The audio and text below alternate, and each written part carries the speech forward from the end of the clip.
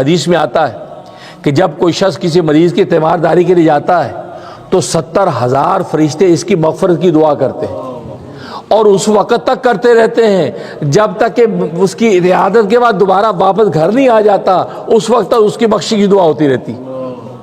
اور جب وہ مریض کے پاس کھڑے ہو کے اس کا حال احوال پوچھ رہا ہوتا ہے، فرمایا اس وقت میں وہ شخص اللہ کی جنت میں ہوتا ہے، اللہ جنت میں ہوتا ہے۔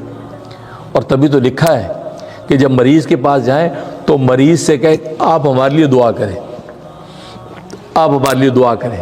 حالانکہ عام طور پہ مریض کہتے ہیں نا کہ جی آپ دعا کریں، مطلب میں ٹھیک ہو جاؤں، آپ دعا کریں۔ حالانکہ مریض اس وقت اس مقام پر ہے کیونکہ اللہ اس کے بالکل ساتھ سرانے پہ اللہ ہے، اس وقت جو دعا مانگے وہ قبول ہوگی۔ تو مریض سے کہ آپ ہمارے لیے دعا کریں، تو مریض دعا کرے اور آپ آمین کہیں، آمین کہیں۔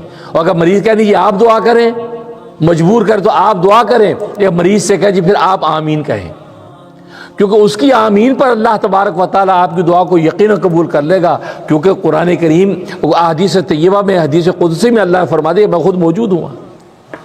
جب اللہ خود موجود ہے تو ہاتھ کے ہاتھ آپ کو نقد سودا ملے گا۔ تو دنیا میں اللہ نے ایسے مواقع دیے خدمت کے کہ جہاں تھوڑے وقت میں آپ زیادہ حاصل کر لیتے۔